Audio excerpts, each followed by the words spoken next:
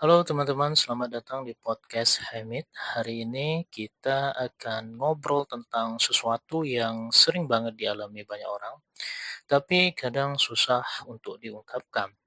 Istilah yang sangat sering kita dengar, mungkin kalian juga sering sekali mendengar istilah yang namanya burnout.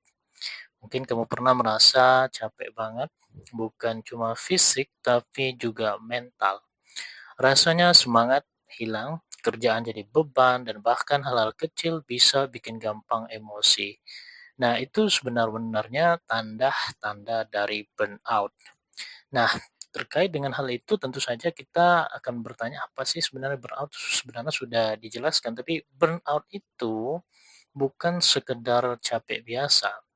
Capek bisa hilang kalau kita tidur atau istirahat ya kan sebentar, tapi burnout itu lebih dalam. Semacam kelelahan emosional, mental, dan fisik yang muncul karena ada tekanan berkepanjangan.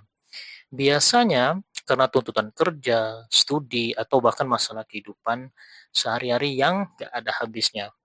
WHO sendiri pun mengakui bahwa burnout itu sebagai fenomena sebagai fenomena yang begitu serius.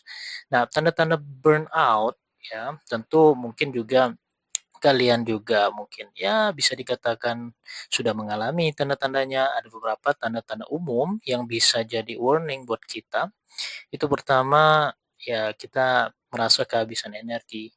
Bangun tidur rasanya sudah capek, belum ngapa-ngapain padahal. Lalu ada juga kita bisa terasa banget turunnya motivasi. Hal-hal yang dulu bikin semangat sekarang terasa hambar. Dan yang ketiga, menjadi sinis atau mudah kesal. Kita gampang tersinggung, merasa semua orang betul-betul menyebalkan. Dan bahkan menurunnya performa, baik di kerja, kuliah, atau aktivitas sehari-hari.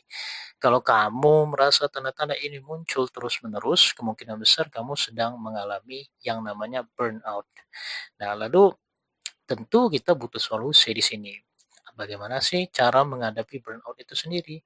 Nah, kabar baiknya memang burnout bisa diatasi. Beberapa cara yang bisa kita coba, misalnya berdasarkan pengalaman juga, kita juga juga saya sering juga mendengarkan ataupun mencari referensi bagaimana sih solusi jika kita terjadi burnout. Pertama, bisa dengan istirahat yang benar, bukan cuma tidur di sini, tapi juga memberi waktu untuk diri sendiri. Coba lakukan aktivitas kecil yang bikin rileks, seperti jalan santai, baca buku, atau sekadar duduk tanpa gangguan. Belajar bilang tidak ini sulit memang, tapi mesti dilakukan karena kadang burnout muncul karena kita terlalu banyak menerima beban.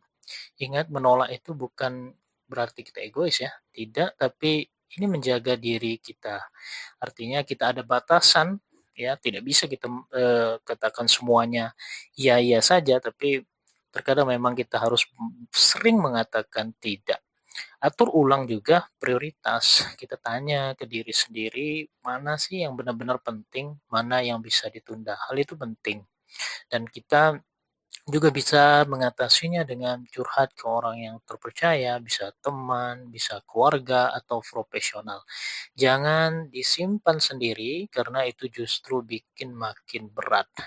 Lalu juga kita harus perhatikan gaya hidup. Cukup tidur, olahraga ringan, dan makan sehat. Kedengarannya sederhana, tapi efeknya besar banget untuk mental kita.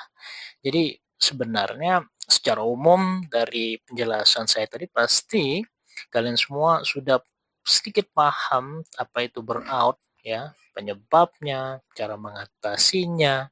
Jadi memang burnout itu wajar dan bisa dialami siapa saja, tapi yang terpenting adalah kita sadar. Lalu pelan-pelan cari cara untuk pulih.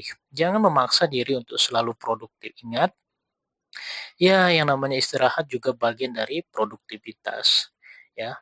Jadi jangan sampai kita kelelahan secara emosional terus-menerus dan bahkan menurunkan produktivitas kita. Terima kasih sudah mendengarkan episode kali ini. Kalau kamu merasa podcast ini bermanfaat, jangan lupa share ke teman-temanmu. Sampai ketemu di episode berikutnya dan jangan lupa jaga diri, jaga hati, dan tetap waras. Salam dari podcast Hamid.